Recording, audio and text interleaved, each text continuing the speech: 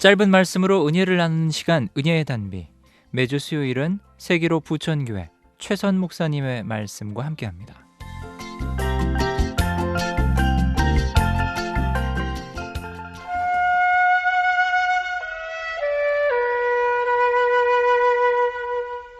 사람들에게서 존경을 받던 교수님이 은퇴를 하셨습니다. 하루는 그의 제자 한 사람이 찾아왔습니다. 그는 큰 잡지사의 편집장으로 근무하는 사람으로 스승에게 자서전적인 글을 써달라고 부탁했습니다. 드디어 약속된 날이 되었습니다. 제자는 스승에게서 두둑한 원고 뭉치를 받게 될 것을 기대했습니다. 스승은 제자에게 봉투를 건네주었습니다.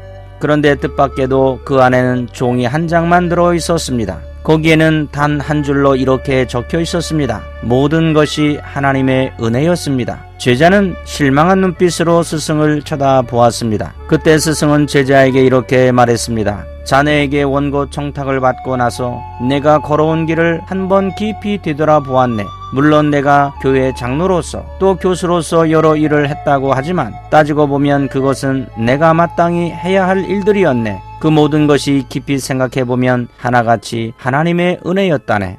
그래서 모든 것이 하나님의 은혜였습니다라는 말밖에 적을 것이 없다는 것이었습니다. 천마디 만마디 굉장한 말로 늘어놓는 것보다 더 값지고 진실한 고백을 남긴 것입니다. 지나간 날을 돌아보면 우리가 잘나서 우리의 힘으로 지금까지 살아온 것이 아닙니다. 다 하나님의 은혜였습니다. 은혜를 모르면 불평만 나오고 은혜를 알면 감사가 나오게 되어 있습니다. 시편 116편 8절에서 15절을 보면 시인은 내게 주신 모든 은혜를 내가 여호와께 무엇으로 보답할까라고 고민을 토로하고 있습니다. 시인의 고민은 하나님께 받은 은혜가 너무 많고 너무 커서 무엇으로 그 은혜를 갚을 수 있겠느냐는 것입니다. 시인은 하나님의 은혜를 깊이 깨달았습니다. 내 영혼을 사망에서, 내 눈을 눈물에서, 내 발을 넘어짐에서 건지신 하나님의 은혜를 그 무엇으로도 갚을 수 없고 평생 갚아도 도저히 갚을 길이 없다는 것이 시인의 진실한 고백이었습니다.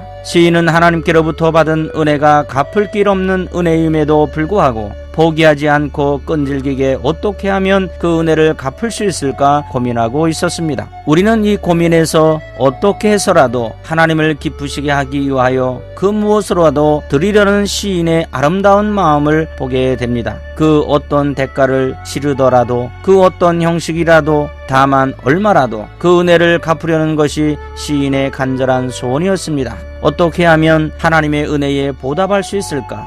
은혜에 깊이 잠겨 거룩한 고민을 거듭하던 시인은 드디어 하나님께서 기뻐 받으실 감사의 방법을 생각해냈습니다. 시편 116편 13절을 보십시오. 내가 구원의 잔을 들고 여호와의 이름을 부르며, 이 고백을 신약적으로 표현하면 주님께서 친히 마신 그 구원의 쓴 잔을, 주님이 걸어가신 그 골고다 언덕의 십자가 고난의 길을 여호와의 이름을 부르며 가겠다는 것입니다. 땅끝까지 복음을 전하며 살겠다는 것입니다. 감사 중 가장 귀한 감사는 하나님께서 독생자 예수 그리스도를 보내어 십자가에서 우리 죄를 대신하여 죽으심으로 죄로 심판을 받고 영원히 죽을 수밖에 없는 우리를 구원하신 하나님의 구원의 은혜입니다. 사도 바울은 이렇게 고백합니다. 내가 전에는 비방자요 박해자요 폭행자였으나 도리어 국류를 입은 것은 내가 믿지 아니할 때에 알지 못하고 행하였음이라. 디모데전서 1장 13절입니다. 변화되기 전 바울은 어떤 사람이었습니까?